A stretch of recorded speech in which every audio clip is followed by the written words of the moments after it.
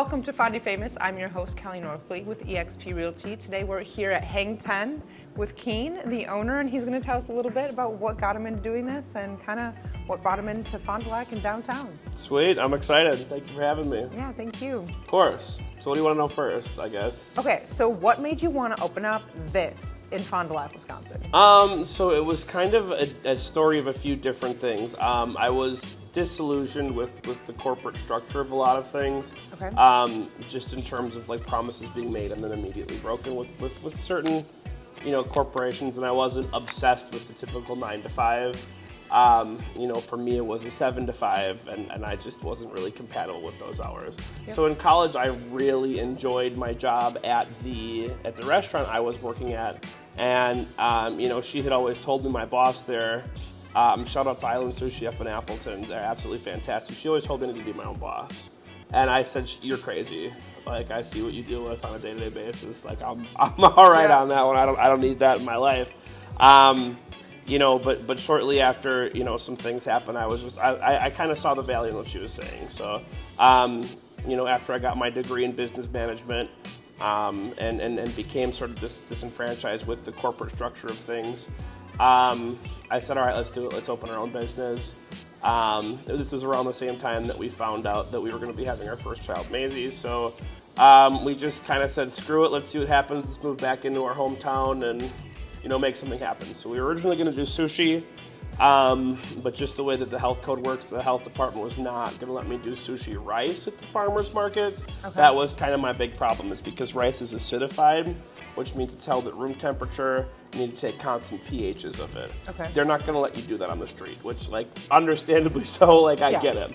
So we kind of had to figure out how to pivot our business quickly to be able to do what we wanted, but still be able to work in the realm of my expertise. I wasn't going to just start selling tacos on the street, because I still want to be my own boss. So we decided quickly, let's do Poké. It's not the same, obviously. It's very different. When we decided to do this pivot, I did just hours of research on the internet. Google University is kind of one of the greatest things for being able to learn your own product and your own process and things like that. So I just looked up recipes, tradition, culture, and a lot of the things like that. And then because I still had my job at the Island Sushi, she was very gracious in letting me buy product and test.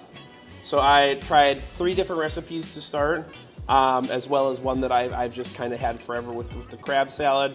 And we just kind of made it happen in terms of the farmers market. So we used the farmers market as kind of a testing ground to see if this was something the market was going to tolerate. And we had really, really, really great success at the farmers market. So the farmers market, and then it was the first year for the night market. It was kind of just like the perfect storms. We did night markets as well. People just couldn't really get enough. So eventually we bootstrapped enough together for our first location, and then now several years later we're here. Yeah, and you guys are doing really well. I'm always seeing this place packed. Yep. So we're getting better every day. One of my favorite things is that I don't think a day goes by where I don't see someone new. Yeah. And that is that makes me really, really happy and energized for the future of what's going on. I don't feel like we've hit the ceiling of kind of what this market is capable of. So it's just really deploying the correct marketing and hitting the correct events and just doing awareness campaigns to make sure people know, where we are and when we're here and things like that. So that's been kind of excellent. Yeah, but you started out doing farmers markets, tested the market, decided that things were going to work, and then you opened up the location. Correct. Yep. Yeah. It worked pretty well. So I wouldn't have done it any differently if I had to do it again. I think that was kind of the ideal way to start, especially a restaurant business, just because the opening, I was able to get away with certain things just based on my product not needing a hood system necessarily to cook, because my product is served raw. I more need prep space than anything else. But the startup cost for restaurants is still astronomical. So it was nice to be able to kind of slowly build that up instead of have to invest, hundreds of thousands of dollars as a 23-year-old with a pregnant fiance. That just wasn't really a thing that I was able to do at the moment. So that's kind of how that worked for us. Okay.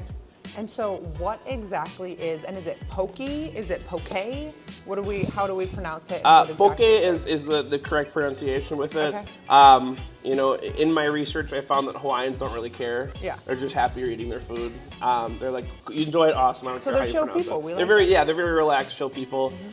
So however you pronounce it, I'm not gonna bully you for it. I mean, we have much worse things to pronounce on the menu, so like, it's fine. It's not a big deal if it gets mispronounced. And what exactly is it for someone who doesn't know? So Poké is essentially a deconstructed sushi roll in a bowl is the best way that I can kind of describe it. And that's more of our take on it. Traditionally, Poké literally just means cubed, cut crosswise, or like chopped. So it refers to the way the fish is prepared. So historically, before any other influence came to the Hawaiian Islands, they would eat the tuna, the ahi that they would catch, and they would take a little bit of sea salt, and the kukui nuts, or the imanoa, I always mispronounce that one, but the little kukui nuts, and that was the original Poké. So it was just a really simple dish. Sometimes there would be like ogo, which is seaweed, in it too, but that was it. Eventually, the Japanese showed up, the Chinese showed up, the Koreans showed up, and they brought different culinary influences to it to make it become what it is today. So one of the biggest ones that was brought over was soy sauce and rice, which is why you have the shoyu ahi today with it. So we kind of have a build your own bowl style here where you can pick from a multitude of different proteins and then add veggies, toppings, and so on and so forth with it. Okay. And are you adding anything else, or do you have any aspirations to add any more other things to the menu? Yeah, so that was kind of a tricky question for me. I'm always kind of in the middle of wanting to, blow it up and franchise it to different things, which means that simplifying the menu and keeping it kind of the same is going to be the easiest for replication of it in other locations. However, I am an ADHD creative person, and I always want to add stuff. Like, I am never satisfied with where the menu is at, and I always want to add something new to it. So part of me wants to skip the whole part of the franchising and blow it up into something that's like All Aroma size, for example. I think we have quite a bit going with the fast casual setting, so it wouldn't be as much of like a sit-down thing. I will say that we have some new ways to experience the bowls coming very, very soon to the farmers market season. We're not quite ready to announce that as of late, but then, with us coming at the end of our lease here and then potentially signing more, we're going to be looking for a hood system for more cooked protein options, such as like chicken, other things of beef, pork, and things like that. So regardless of whether or not this concept moves to different locations and things like that, we are going to be adding more protein options. It's just the weird stuff on the sides that comes along with the side of it. That's kind of where I haven't really decided where I'm going to stay with it yet. Okay. But you're still using the farmer's market as a way to test? Oh yeah, all the time. For you? Yep. So this last farmer's market did teas. We launched our new fruit teas, which I know you've tried a couple of those. I am absolutely addicted to them. And we just kind of tested to see what people were interested in and really how far we could push the envelope with it. We brought some really strange flavors to the farmer's market. I think we had like a guava dragon fruit. Like it's all good obviously, but it's like just seeing what people are willing to try and what is like, all right, dude, like calm down a little bit, So that was nice with that. What was the envelope? Like, what was that? The calm down. I find that when it was more than one flavor people haven't tried before, we kind of shut down with it. Gotcha. Which is understandable. I mean, I understand that I am in Fond du Lac and that like a lot of the culinary thing is a little bit behind. Yep. And that is what it is. I kind of knew that going into it, right? So, when it was like a dragon fruit, passion fruit blend, people weren't as willing to try it. But if it was just dragon fruit or just passion fruit, those were typically my best sellers of the day. So it's very interesting to see, what does well, what doesn't. And we figured people were going to come away from the farmer's market blending the different flavors. Like I'll do a pump of this one, a pump of that one. My vision is kind of like a Starbucks-ish type of thing here that you can like mix and match things, but we're not quite there yet. I think that's part of on me just because the menu is colossal and there's a lot of ways that I can convey that information that's not in the way that I'm doing it now. So I think having that change up will be interesting. But I'm actively looking forward to signing up for the farmers market again this year to be able to try, the new thing that I was talking about before, which is kind of the new way to do the bowls. So I guess all I'll say for it now is it's like a healthy desserty option, if that makes sense. So it's like sweet, but it's not gonna like make you feel like garbage afterwards. All right. And that was kind of the thing that we were going for most with it. So it's nice to see more options like that here. I feel like when you go to look for healthy foods, and there's lots of options, but as far as like when you're truly health conscious and want to eat in that clean way. Oh yeah, 100%. There's not as many options. It's really kind of unfortunate, and I'm not sure if that's a symptom of, people not willing to be creative, or if it just doesn't particularly do well in this market. I haven't really figured that one quite out yet, because I feel like we're a bit of an anomaly in that situation, if that makes sense. We have a wildly health conscious menu that caters to a bunch of dietary restrictions that people with those dietary restrictions really latch onto. Let's take my shrimp, for example. I think I'm really one of the few people who serve shrimp naked. Like, it's not breaded, it doesn't have a lot of the other things to it, and a lot of people really praise me for doing that, because it's really a light and fresh option. Obviously there's some other businesses that are doing great work with that too, but it's nice to kind of see the diversity of the palates breaking through a little bit with that. I'm still hoping that other businesses at least take on sort of the gluten-free, the vegan, vegetarian, a lot of that stuff. It doesn't seem that there's a lot of options for people with those dietary restrictions. And for someone who's starting to develop some gastrointestinal issues, especially with the gluten, it's a nightmare to go out sometimes. Most of the time I go out and I'm like, all right, I'm just gonna feel like garbage the next day. It's really tough to find a lot of those options. But I'm a vegetarian, and even just finding that sometimes that is not a salad. Yep. Oh yeah. Specifically. Awful, right? It's hard. Yes. Yeah, so we're actually working on a mushroom protein right now. That was one of the big things. We go down to Chicago to Mitsuo Market a lot, and we see these freeze-dried mushrooms, and we constantly kind of brainstorm. Excuse me. What we can do with those and make it sort of inspired, instead of just being like, here's your steamed mushrooms on rice, woo, that's kind of boring. So make it fun. It's got to be fun, and that's been kind of a challenge without our hood system, is to be able to have one of these options that's fun without being able to kind of take it through some cooking process. So for example, I've made some really delicious, it's called a piano bean curd tofu ball. You can press the tofu with other stuff and deep fry it, and it's this little bread butts. They're fantastic, but I'm unable to do that here because I don't have my hood system. So it's things that would be cool, but kind of have to get put to the sidelines for now. But yeah. That sounds delicious. If it's you really ever good. feel like making that and calling me, just let me know. I'll let you know. Okay. No problem. Awesome. Well, and you're doing some really great things online too. You have a very good presence online that's really gotten you some clients. Is that right? That's 100% correct, and I'm going to have to defer to my expert on this one. My friend Logan has been really, really helpful for us, and he is both a coach, a friend, and sort of a battle driver, I guess we'll say.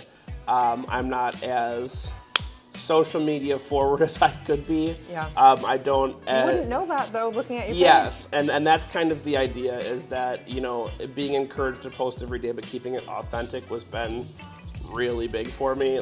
Sometimes if I have to put something in the chat GPT to figure out a caption, I just won't even post that day because it doesn't feel real. It doesn't feel authentic. And some days I'll sit there staring at the screen and I just want to post, come buy my food. You know what I mean? But that's so doesn't off. work. It doesn't work. It looks stupid.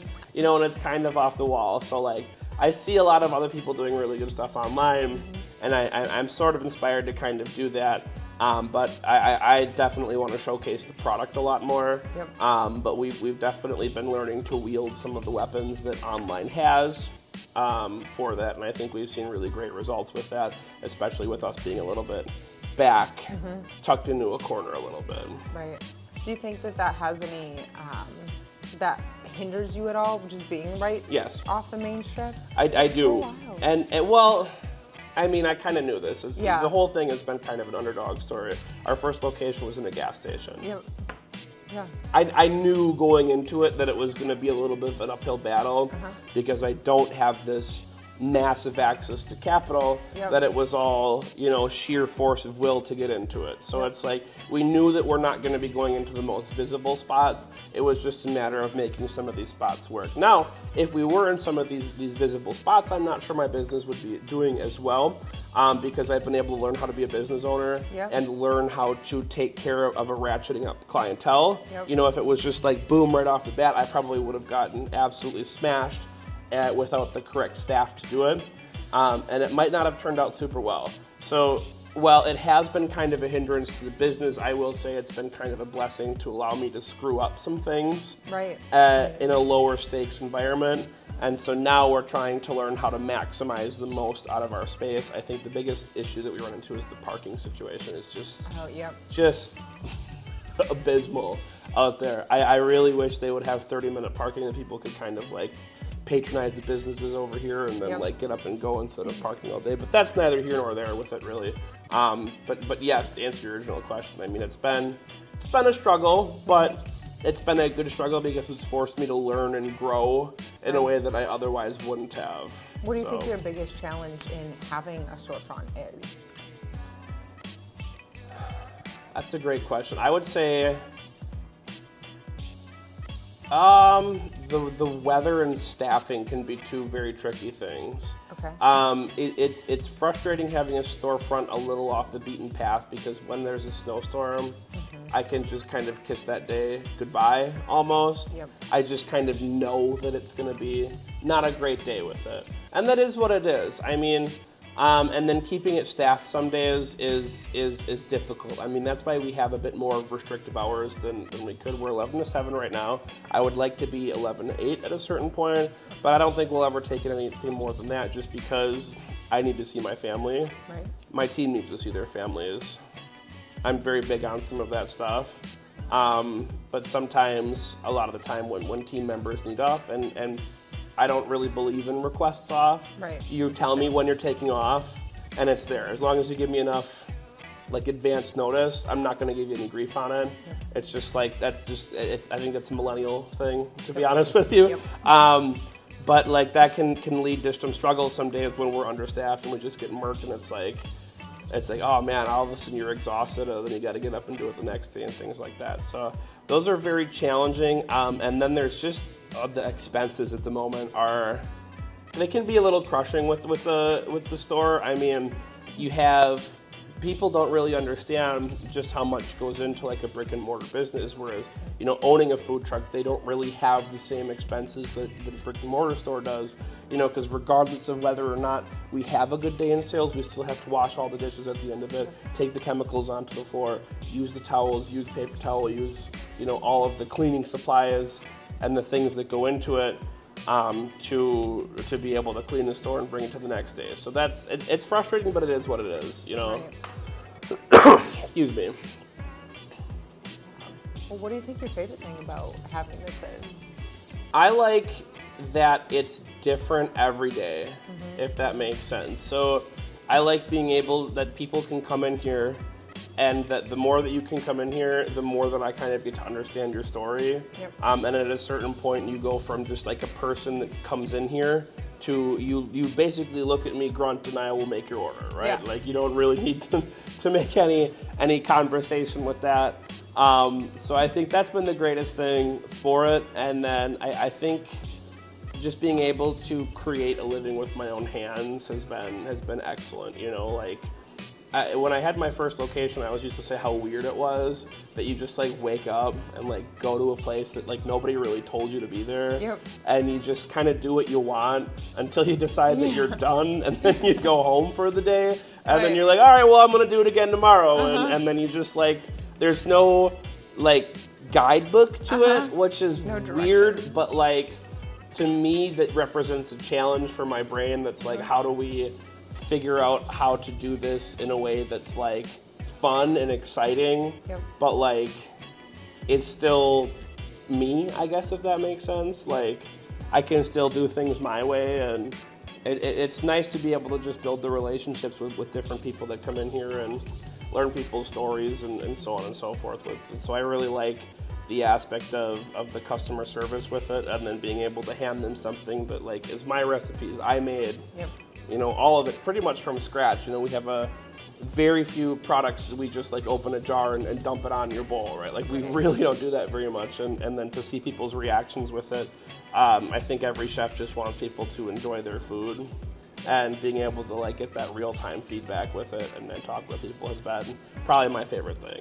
Yeah, and when I go out and about, like your restaurant does get brought up, and I know a couple of people like Erica over at the Hive. She's like, yep, he knows my order. Yep, we do. Deanna down the street, she knows, and she's always in, and it's just funny to hear everyone connect and really support one another. Yep, I really like that, and it all happens kind of organically too. Like.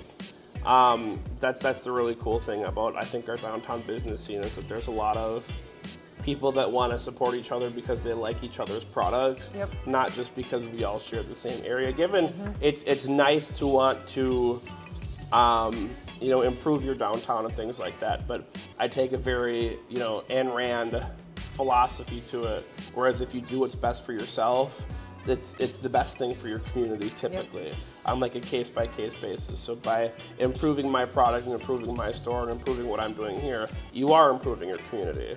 You know what I mean? So that's kind of the philosophy. We wake up every morning and it seems to be working out pretty well so far. So I'm happy about it. Right.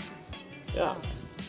Well, I love what you've done here, and I do love coming in. I like that you have the vegetarian options that are nice and easy, and the boba tea. The boba tea it's a big one. I didn't realize how big that one was going to be when we started it up, and I'm still not 100% satisfied with where the menu's at with it so far, but we're just going to kind of keep tinkering and adding things until, I mean, you'll never see something on the menu until I'm like 100% sure that it's going to be fantastic. But is there anything on the menu that you were questioning putting out there before you did it?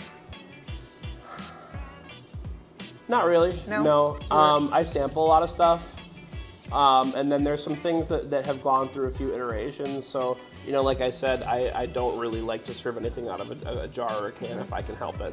So our Hawaiian iced tea used to be this packet. It was really good, but again, going back to like the GI issues that I developed, like it was really like hard on my body to drink some of that. So I'm like, I can do better than this. I guarantee I can do better than this. So I just figured out how to make it. And I make it from scratch every day. Same thing with the milk tea. Excuse me. So like with the milk tea, it used to be just this powder thing that we would like blend, and it was kind of gross. I'm not gonna lie. Like every time somebody ordered it, I would like cringe. Not because like I didn't want to make it for them, because it was like there's just so much better stuff on the menu. So whereas now when somebody orders a milk tea, I'm like, oh heck yeah, like, I'm so glad you ordered this. You know, we have a tea specifically for the milk tea. It's like a cinnamon black tea that we use like almond milk with, and we use our own brown sugar syrup that we make in-house, and it's like, I'm really proud of serving that product now. So we kind of just go and reassess things every once in a while as like, is this product working? If not, why? Right. You know, and then it's not like we're just going to keep ordering it because some people order it. You know, if I have a powder or something that sits there for like a year, I'm not gonna buy it again. You know, one of the big things that's coming with the boba tea menu that I'm happy to spoil is coffee boba. We're gonna be doing it's like a Vietnamese coffee, so like if you just stay up for like 3 days straight, we got you covered. So we're really excited about that one. But yeah, so all in due time with that. Other than that, yeah, I think, like I said, everything that's on the menu, I've tested a million times, and I've given to people that aren't my family to make sure that it's good. Because I will give it to people that will tell me if it's bad. And so that's why we have what we have on the menu, and then it takes so long to get anything changed on here. Is because it just kind of goes through a very rigorous process of just making sure that what I'm serving is the highest quality thing that I can produce every single time. Yeah, and you guys do a great job. I know one time I came in and the combination I didn't want, or that I wanted, wasn't available, which is fine. And so I was like, oh man, what do I get? And I tried something totally out of the box that one of the gals had helped me with, and it was really good. It was like mango and blueberry, which I would just never, never think to try. So. And that's why I'm not as concerned about stock issues sometimes. Because it's good to try different things, and you kind of learn what you like based on that. I've been to restaurants many a time where they don't have the thing that usually is my go-to, trust. I order something else and it ends up being better than what I typically order. Yep. So, you know, when something is out of stock, I'm sorry. We'll get it back in stock most of the time.